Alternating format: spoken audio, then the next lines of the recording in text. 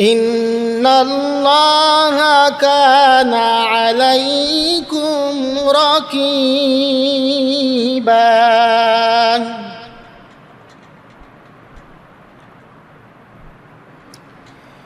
وآتوا اليتامى أموالهم ولا تتبدلوا الخبيث بالطيب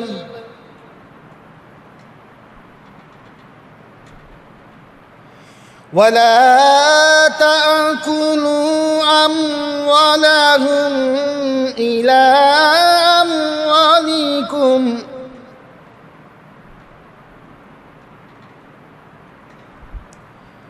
ولا تأكلوا أموالهم إلى أموالكم إنه كان حوبا كبيرا صدق الله العظيم